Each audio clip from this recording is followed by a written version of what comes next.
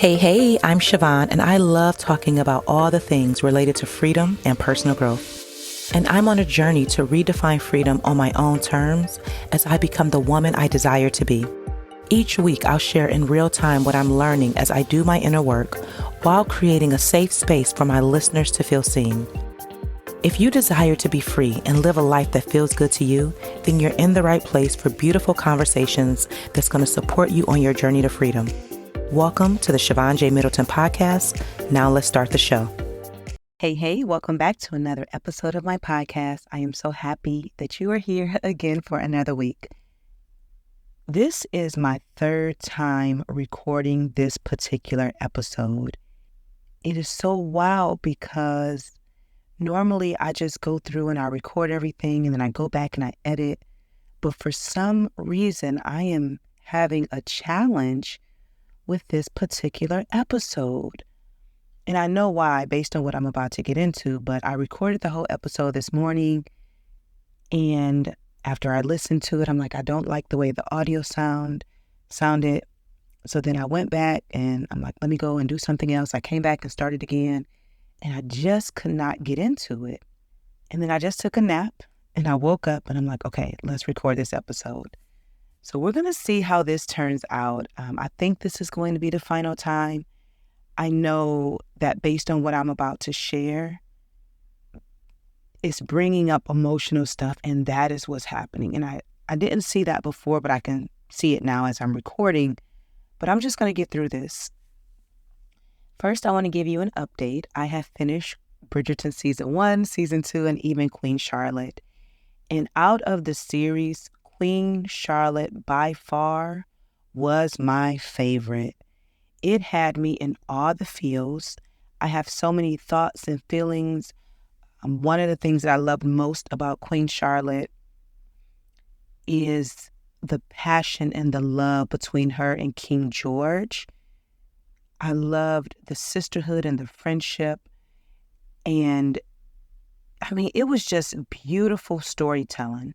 And to me, Shonda Rhimes can do no wrong. So anything that she puts out, I'm going to watch. I know I'm a little bit late to Bridgerton and Queen Charlotte. I know everyone has already watched it. And I'm glad that I watched it in my own time because I was able to experience it differently versus all the hype that was on the internet. So if you haven't watched Bridgerton 1, 2, and Queen Charlotte, go and get your whole entire life. Okay, so today's episode is Everything Changed in 8 Minutes. And as I said those words, I can feel the emotions. Okay, all right, we're going to sit with it. We're going to stay here. I was married for 19 years. I was separated for 11 months. And I was divorced in 8 minutes. And I just want you to sit with that for a moment.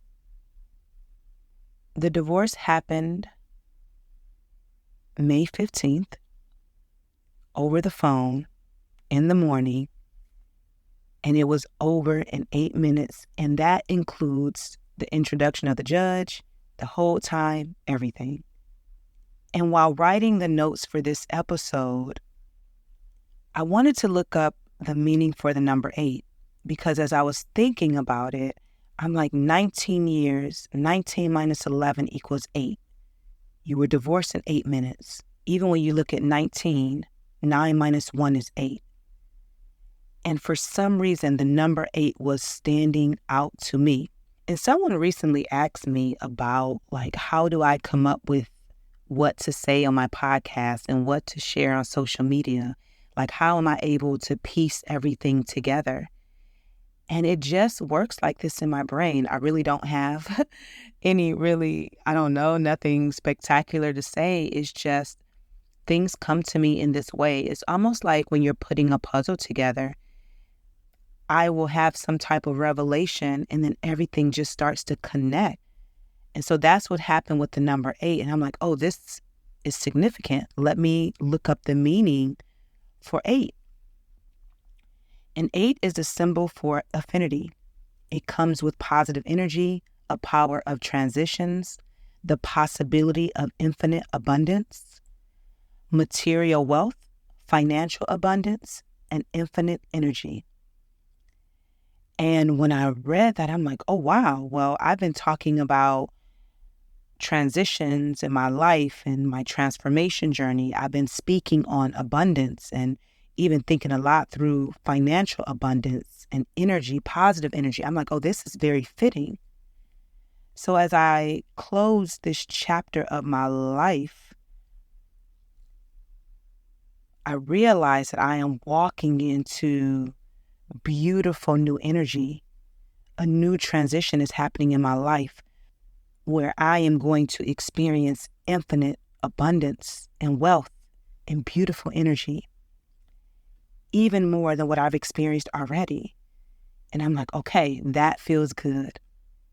Once the divorce was finalized in 8 minutes, I remember ending the call and I started crying.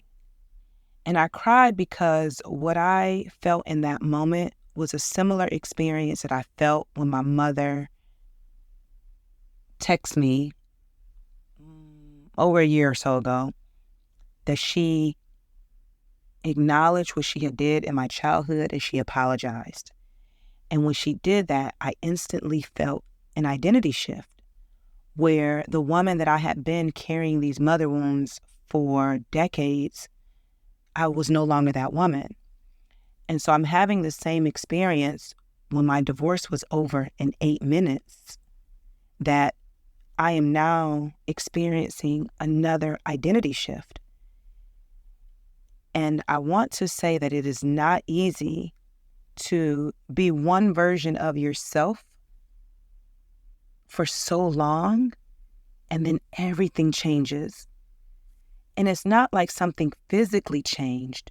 Emotionally, mentally, psychologically, in that moment, I was a different woman. And so I allowed myself to release the tears, grieving of who I was, being open-minded to who I was becoming. And I think more so the grief comes from is that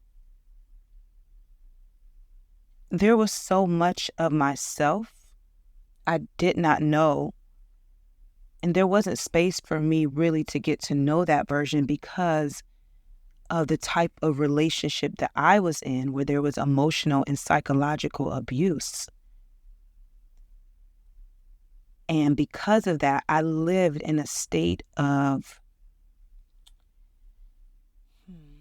I'll say it this way, my nervous system was dysregulated. And I lived on edge as if I was walking on eggshells. And I'm not going to say that there wasn't happy moments in my marriage, because that would be a lie. But I lived in a space of having to protect my emotional and mental self. And so when I talk about this identity shift, it's because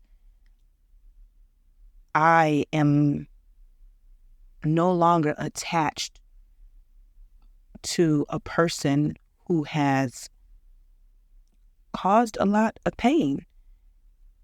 And I get to show up for myself in a very beautiful way. And it's like everything changed in 8 minutes. And so what I know to be true is that I am becoming more and more of myself. I belong to just me and no one else. And now, at this beautiful age of 43, I get to reimagine what I want for my life. I get to dream from a place of wholeness, of being healed, of being a grown-ass woman. Like, I get to dream a new dream, as I talked about in a previous episode, that's no longer attached to another person. And so that was, I believe the divorce happened on a Monday or Tuesday. And I had therapy on Wednesday. And during my session, I was expressing everything to my therapist. And she asked me, how was I going to acknowledge this moment? And I said, I'm going to book a trip to Tulum because I want to release everything that I've been holding on to. I want to grieve. I want to let go.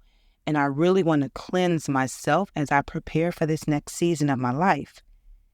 And so, as you heard in the previous episode, I did just that. I went to Tulum the beginning of June. I set the intention that I wanted to release. I wanted to have fun. I wanted to savor the moment, to be present, and extend gratitude for this beautiful space that I've been in, what I've been able to walk away from and release as I begin this new chapter of my life. And I'm so glad that I took a moment to acknowledge and celebrate. And I encourage every single person listening to my voice is that everything that you do as you're moving forward on your journey to being free, that you take a moment to acknowledge and celebrate it. And it doesn't necessarily mean you have to go book a trip to Tulum, but you have to find a way to honor the moments as you're doing this work, because the work is hard. And I'm so proud of myself for doing that, because it definitely shifted something in me. And I'm feeling even more inspired and creative to put out this beautiful work in the world. And I'm just feeling really, really good inside. So I've been thinking about, how do I feel? How do I feel about my marriage? And the one thing that I am sure about is that my marriage did serve a purpose in my life. I have been able to heal and to grow into this beautiful version of myself. And also, I know that the marriage was complete. And I do not regret getting married. However, I don't recommend anyone get married before the age of 25, because that is when your brain is fully developed at that age. I also don't recommend getting married before you truly know yourself and you've healed from some childhood wounds. Now, I know that there's always going to be healing to do on different levels, and there's different layers of healing.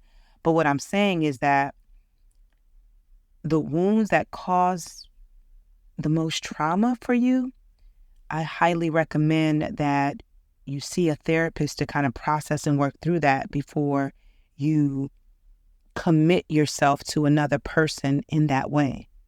I also don't see my marriage as a failure. I did what I thought was best at that moment of my life. I wanted a family. I wanted to be happy. And the choice that I made at the time was the best that I knew of in that moment. And now that I look back at that 23-year-old version of myself, what she wanted most was to be loved, but she didn't know how to love herself. And so that's the work that I'm doing now. How do I love on myself? And that I'm not dependent on someone else to love me. I'm doing that work for myself, and that anyone else that comes into my life that does love me, like friends and romantic partners and family, is just a bonus. I'm not love deprived where I need you to fill my cup and I haven't done it myself. But I didn't know that before. And so again, my marriage served a purpose. I have 2 beautiful, amazing children that I love with all the pieces of my heart. And walking away from my marriage was the best decision that I could have made for myself. And so it wasn't a failure. I don't regret it. And even sometimes when I tell people, oh, I was married 19 years, they're like, man, that's a lot of time. Why did you leave?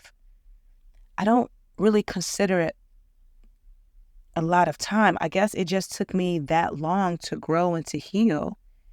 But when I had the information that I needed to move forward and to make a big decision for myself, I did it. And so one of the things that I've learned throughout the last 3 years is that I have more compassion and more empathy for other people, no matter where you're at on your journey. I used to be very hard and firm when it came to doing the work. Like, why can't everybody just do it? But everyone's story is different, and it's going to look very different for you than it did for me. And so I'm not going to rush anybody on their journey. What I will do is continue to show up and share how I'm being free in real time with you. You chew up the meat and spit out the bones, and know that there's no rush, there's no pressure. You just get to go at your own pace. The only thing that I do encourage you to do is to do your inner work, to do the work that matters to you, to fall in love with yourself. I was married for 19 years, separated for 11 months, and divorced in 8 minutes. And this new chapter of my life, I'm so curious, I'm excited, I have a fresh start, I am happily divorced, and I'm looking forward to everything that's coming my way. Like, I'm open-minded, I'm ready to receive. I am in this space of a beautiful transition and financial abundance and material wealth and infinite energy, because that's what the number 8 represents. And so I'm going to bask in that energy. I'm going to be open and just see where I go on this path called life. My hope is that my words are inspiring to you in some capacity, that you too will figure out what it is that you want to do with your life and go dream a new dream, reimagine the most beautiful life for you. And every day you get a fresh start to start over, and I encourage you to do so. I would love, love, love if you share this episode with a friend and say, hey, take a listen to this. You can send them the link and text it to them. You can email it. You can share it on social media, wherever you hang out at. I would love that. And if you share it on Instagram, please, please, please tag me so I can see it. I would love for you to leave a 5-star review on Apple Podcasts and a word or two letting me know what you thought of the episode.